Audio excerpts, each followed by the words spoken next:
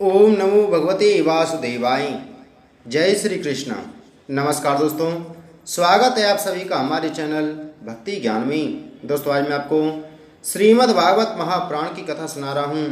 दोस्तों पिछली कथा में हमने श्रवण किया था द्वारका में श्री कृष्ण का राजोचित स्वागत।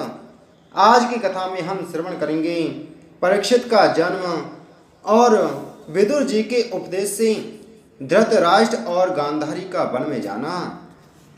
शौनक जी ने कहा, अश्वत्थामा ने जो अत्यंत तेजस्वी ब्रह्मास्त्र चलाया था उससे उत्तरा का गर्व नष्ट हो गया था, परंतु भगवान ने उसे पुनः जीवित कर दिया। उस गर्भ से पैदा हुए महाज्ञानी महात्मा परीक्षित के, जिन्हें सुखदेव जी ने ज्ञानोपदेश दिया था, जन्म कर्म मृत्यु और उसके बाद जो गति उन्हें प्राप्त हुई वह सब यदि आप ठीक समझें तो कहें। हम लोग बड़ी श्रद्धा के साथ सुनना चाहते हैं। सूत जी ने कहा, धर्मराज युधिष्ठिर अपनी प्रजा को प्रसन्न रखते हुए पिता के समान उसका पालन करने लगी। भगवान श्री कृष्ण के चरण कमलों के सेवन से वे समस्त भोगों से निष्प्रह हो गए थे। शौनक आदि ऋषियों उनके पास अतुल संपत्ति थी। उन्होंने बड़े बड़े यज्ञ किए थे तथा उनके फल स्वरूप श्रेष्ठ लोकों का अधिकार प्राप्त कर लिया था। उनकी रानियां और भाई अनुकूल थे। सारी पृथ्वी उनकी थी। वे जम्मू द्वीप के स्वामी थे और उनकी कीर्ति स्वर्ग तक फैली हुई थी। उनके पास भोग की ऐसी सामग्री थी जिसके लिए देवता लोग भी लालायित रहते हैं, परंतु जैसे भूखे मनुष्य को भोजन के अतिरिक्त दूसरे पदार्थ नहीं स्वाते, वैसे ही उन्हें भगवान के सिवा दूसरी कोई वस्तु सुख नहीं देती थी। शौनक जी, उत्तरा के गर्भ में स्थित वह वीर शिशु परीक्षित जब अश्वत्थामा के ब्रह्मास्त्र के तेज से जलने लगा, तब उसने देखा कि उसकी आंखों के सामने एक ज्योतिर्मय पुरुष है। वह देखने में तो अंगूठे के भर का है, परंतु उसका स्वरूप बहुत ही निर्मल है। अत्यंत सुंदर श्याम शरीर है। बिजली के समान चमकता हुआ पीताम्बर धारण किए हुए है। सिर पर सोने का मुकुट झिलमिला रहा है। उस निर्विकार पुरुष के बड़ी ही सुंदर लंबी लंबी चार भुजाएं हैं। कानों में तपाए हुए स्वर्ण के सुंदर कुंडल हैं। आंखों में लालमा है।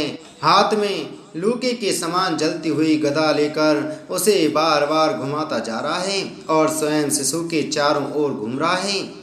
जैसे सूर्य अपनी किरणों से कोहरे को भगा देते हैं, वैसे ही वह उस गदा के द्वारा ब्रह्मास्त्र के तेज को शांत करता जा रहा था। उस पुरुष को अपने समीप देखकर वह गर्भस्थ शिशु सोचने लगा कि यह कौन है।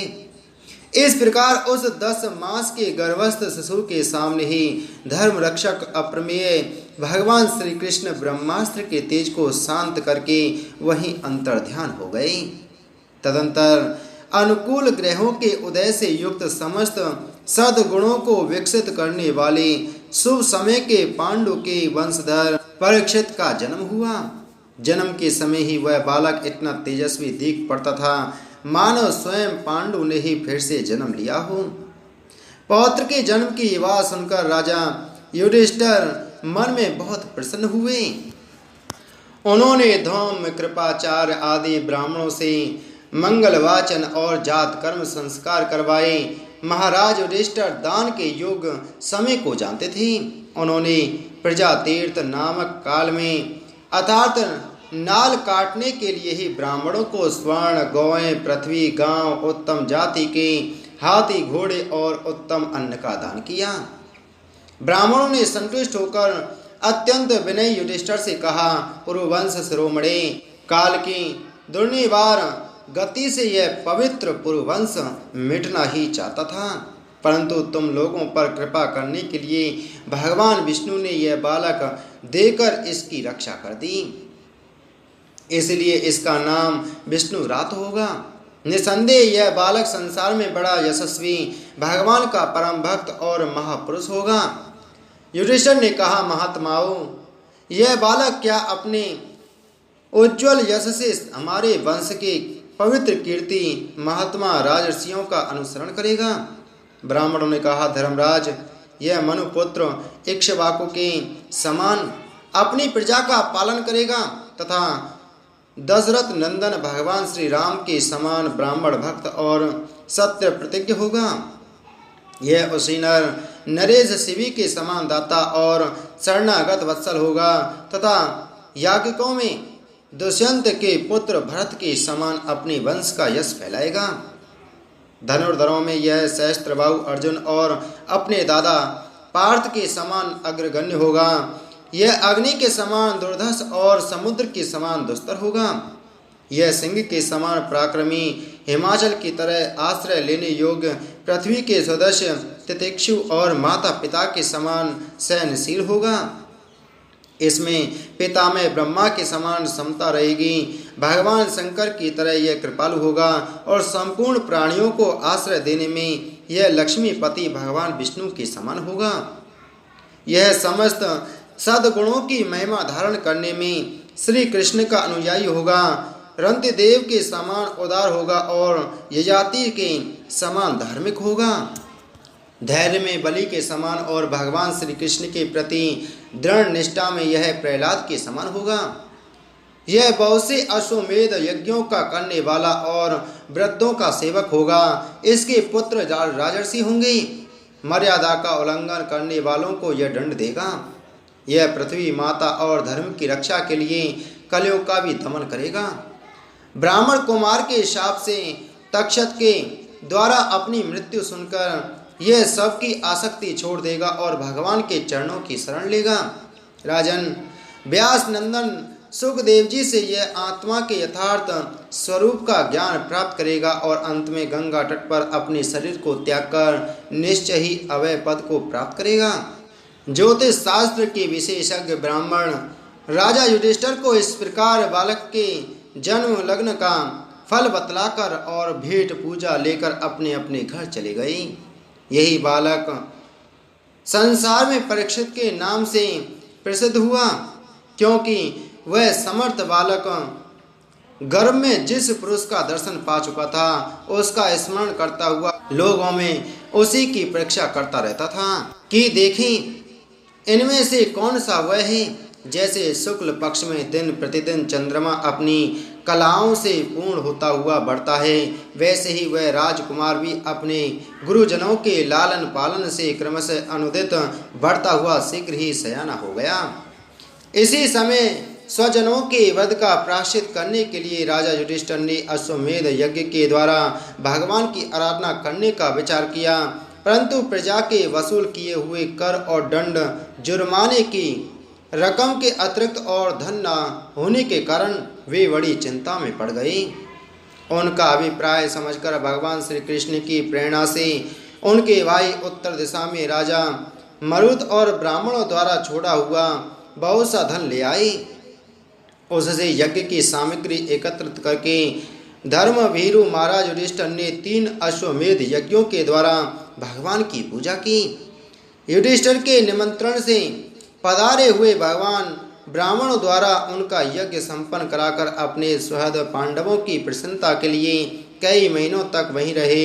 सोनक जी, इसके बाद भाइयों सहित राजा युधिष्ठिर और द्रौपदी से अनुमति लेकर अर्जुन के साथ यदुवंशियों से घिरे हुए भगवान श्री कृष्ण ने द्वारका के लिए प्रस्थान किया। सूत जी कहते हैं, विदुर जी तीर्थ यात्रा में महर्षि मैत्रेय से आत्मा का ज्ञान प्राप्त करके हस्तिनापुर लौट आए। उन्हें जो कुछ जानने की इच्छा थी वह पूर्ण हो गई थी। विदुर जी ने मैत्रेय ऋषि से जितने प्रश्न किए थे उनका उत्तर सुनने के पहले ही श्री कृष्ण में अनन्य भक्ति हो जाने के कारण वे उत्तर सुनने से उपराम हो गए।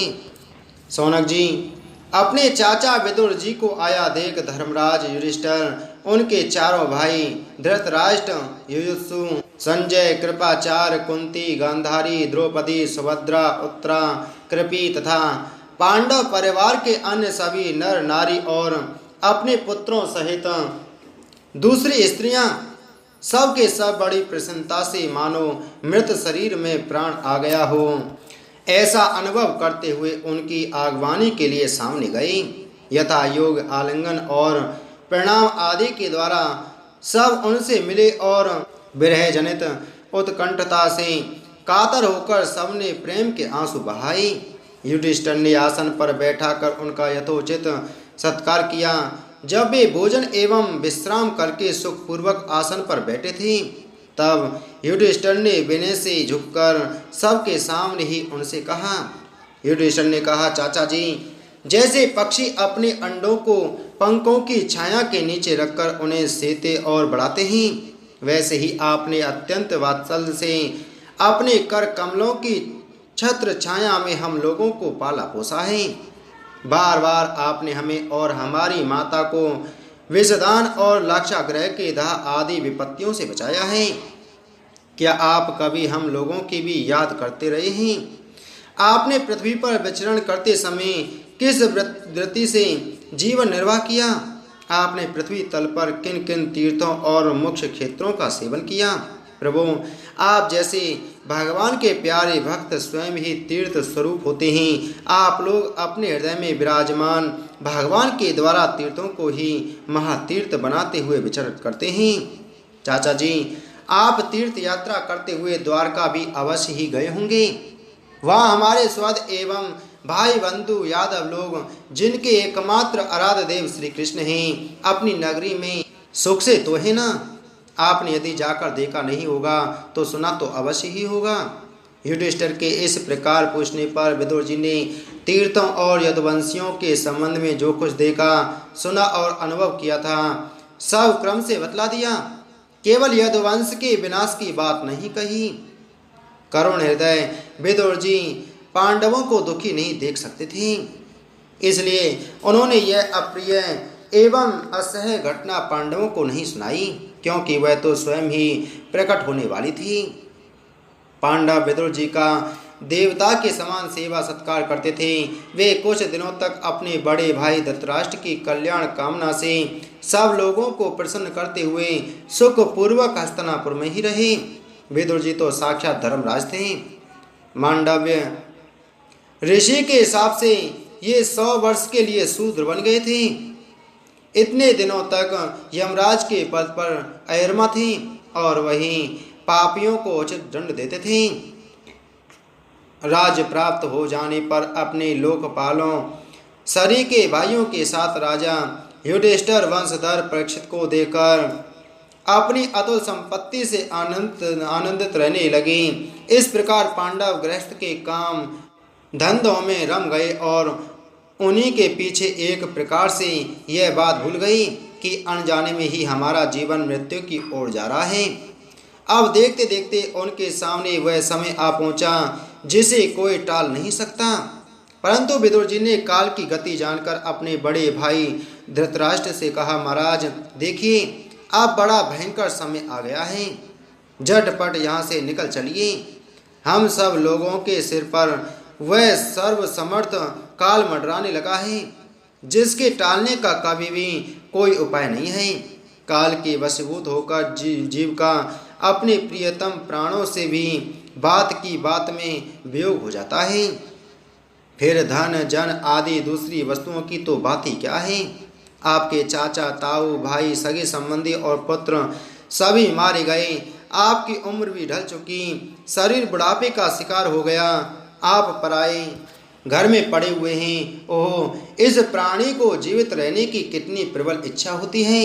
इसी के कारण तो आप भीम का दिया हुआ टुकड़ा खाकर कुत्ते का सा जीवन बिता रहे हैं। जिनको आपने आग में जलाने की चेष्टा की, विष देकर मार डालना चाहा, भरी सभा में जिनकी विवाहिता पत्नी को अपमानित किया, जिनकी भूमि और धन छीन लिए, उन्हीं के अन्न से पले हुए प्राणों को रखने में क्या गौरव है।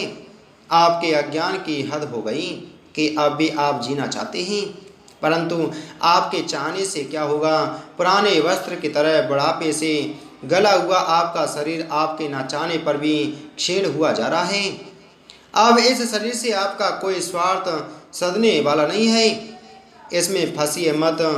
इसकी ममता का बंधन काट डालिए। जो संसार के संबंधियों से अलग रहकर उनके अनजाने में अपने शरीर का त्याग करता है, वही धीर कहा गया है। चाहे अपनी समझ में हो या दूसरे के समझाने से। जो इस संसार को दुख रूप समझकर इससे विरक्त हो जाता है और अपने अंतःकरण को वश में करके हृदय में भगवान को धारण कर संन्यास के लिए घर से निकल पड़ता है, वही उत्तम मनुष्य है। जिसके आगे जो समय आने वाला है वह प्राय मनुष्यों के गुणों को घटाने वाला होगा। इसलिए आप अपने कुटुंबियों से छिपकर उत्तराखंड में चले जाइए। जब छोटे भाई विदुर ने अंधे राजा धृतराष्ट्र को इस प्रकार समझाया तब उनकी प्रज्ञा के नेत्र खुल गए और वे भाई बंधुओं के दो सुदृढ़ स्नेह पासों को काटकर अपने छोटे भाई विदुर के दिखलाए हुए मार्ग से निकल पड़े। जब परम पतिव्रता सबल नंदिनी गांधारी ने देखा कि मेरे पतिदेव तो उस हिमालय की यात्रा कर रहे हैं जो सन्यासियों को वैसा ही सुख देता है जैसा वीर पुरुषों को लड़ाई के मैदान में अपने शत्रु के द्वारा किए हुए न्यायोचित प्रहार से होता है, तब वे भी उनके पीछे पीछे चल पड़ी। अज्ञात शत्रु युधिष्ठिर ने प्रातःकाल संध्या वंदन तथा अग्निहोत्र करके ब्राह्मणों को नमस्कार किया और उन्हें तेल गौ भूमि और स्वर्ण का दान दिया। इसके बाद जब वे गुरुजनों की चरण वंदना के लिए राजमहल में गए तब उन्हें धृतराष्ट्र विदुर तथा गांधारी के दर्शन नहीं हुए। युधिष्ठिर ने उद्विग्नचित्त होकर वहीं बैठे हुए संजय से पूछा, संजय, मेरे वे वृद्ध और नेत्रहीन पिता धृतराष्ट्र कहाँ हैं? पुत्र शोक से पीड़ित दुखिया माता गांधारी और मेरे परम हितैषी चाचा विदुर जी कहाँ चले गए? ताऊ जी अपने पुत्रों और बंधु बांधवों के मारे जाने से दुखी थे। मैं बड़ा मंद बुद्धि हूँ, कहीं मुझसे किसी अपराध की आशंका करके वे माता गांधारी सहित गंगा जी में तो नहीं कूद पड़े। जब हमारे पिता पांडु की मृत्यु हो गई थी और हम लोग नन्हे नन्हे बच्चे थे तब इन्हीं दोनों चाचाओं ने बड़े बड़े दुखों से हमें बचाया था। वे हम पर बड़ा ही प्रेम रखते थे। हाय, वे यहाँ से कहाँ चले गए? सूत जी कहते हैं, संजय अपने स्वामी धृतराष्ट्र को ना पाकर कृपा और स्नेह की विकलता से अत्यंत पीड़ित और विरहातुर हो रहे थे। वे युधिष्ठिर को कुछ उत्तर न दे सके। फिर धीरे धीरे बुद्धि के द्वारा उन्होंने अपने चित्त को स्थिर किया। हाथों से आंखों के आंसू पहुँचे और अपने स्वामी धृतराष्ट्र के चरणों का स्मरण करते हुए युधिष्ठिर से कहा। संजय बोले, कुल नंदन, मुझे आपके दोनों चाचा और गांधारी के संकल्प का कुछ भी पता नहीं है। महाबाहु, मुझे तो उन महात्माओं ने ठग लिया। संजय इस प्रकार कह ही रहे थे कि तुमरु के साथ देवर्षि नारद जी वहां आ पहुँचे। महाराज युधिष्ठिर ने भाइयों सहित उठकर उन्हें प्रणाम किया और उनका सम्मान करते हुए बोले। युधिष्ठिर ने कहा, भगवान, मुझे अपने दोनों चाचाओं का पता नहीं लग रहा है। ना जाने वे दोनों और पुत्र शोक से व्याकुल तपस्वी माता गांधारी यहाँ से कहाँ चले गए? भगवान, अपार समुद्र में कर्णधार के समान आप ही हमारे पारदर्शक हैं। तब भगवान के परम भक्त भगवान में देवर्षि नारद ने कहा, धर्मराज, तुम किसी के लिए शोक मत करो, क्योंकि यह सारा जगत ईश्वर के बस में है। सारे लोक और लोकपाल विवश होकर ईश्वर की ही आज्ञा का पालन कर रहे हैं। वही एक प्राणी को दूसरे से मिलाता है और वही उन्हें अलग करता है। जैसे बैल बड़ी रस्सी में बंधे और छोटी रस्सी से नथे रहकर अपने स्वामी का भार ढोते हैं, उसी प्रकार मनुष्य भी वर्णाश्रम आदि अनेक प्रकार के नामों से वेद रूप रस्सी में बंधकर ईश्वर की ही आज्ञा का अनुसरण करते हैं। जैसे संसार में खिलाड़ी की इच्छा से ही खिलौने का संयोग और वियोग होता है, वैसे ही भगवान की इच्छा से ही मनुष्यों का मिलना बिछुड़ना होता है। तुम लोगों को जीव रूप से नित्य मानो या देह रूप से अनित्य अथवा जड़ रूप से अनित्य और चेतन रूप से नित्य अथवा शुद्ध ब्रह्म रूप से नित्य अनित्य कुछ भी न मानो। किसी भी अवस्था में मोहजन्य आसक्ति के अतिरिक्त और शोक करने योग्य नहीं है। इसलिए धर्मराज, वे दीन दुखी चाचा चाची असहाय अवस्था में मेरे बिना कैसे रहेंगे? इस अज्ञान जन्य मन की विकलता को छोड़ दो। यह पांच भौतिक शरीर काल कर्म और गुणों के बस में है। अजगर के मुंह में पड़े हुए पुरुष के समान यह पराधीन शरीर दूसरों की रक्षा ही क्या कर सकता है। हाथ वालों के बिना हाथ वाले, चार पैर वाले, पशुओं के बिना पैर वाले, तृण आदि और उनमें भी बड़े जीवों के छोटे जीव आहार हैं। इस प्रकार एक जीव दूसरे जीव के जीवन का कारण हो रहा है। इन समस्त रूपों में जीवों के बाहर और भीतर वही एक स्वयं प्रकाश भगवान जो संपूर्ण आत्माओं के आत्मा हैं, माया के द्वारा अनेकों प्रकार से प्रकट हो रहे हैं। तुम केवल उन्हीं को देखो। महाराज, समस्त प्राणियों को जीवन दान देने वाले वे ही भगवान इस समय इस पृथ्वी तल पर देवद्रोहियों का नाश करने के लिए काल रूप से अवतीर्ण हुए हैं। अब वे देवताओं का कार्य पूरा कर चुके हैं, थोड़ा सा काम और शेष है, उसी के लिए वे रुके हुए हैं। जब तक वे प्रभु यहाँ हैं तब तक तुम लोग भी उनकी प्रतीक्षा करते रहो।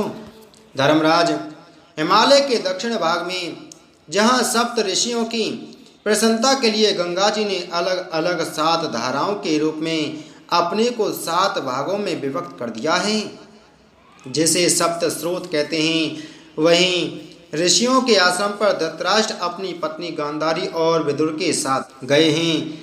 वहाँ वे त्रिकाल स्नान और विधि पूर्वक अग्निहोत्र करते हैं।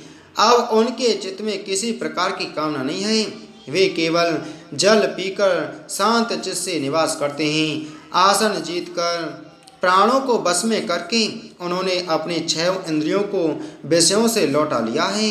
भगवान की धारणा से उनके तमोगुण, रजोगुण और सत्वगुण के मल नष्ट हो चुके हैं।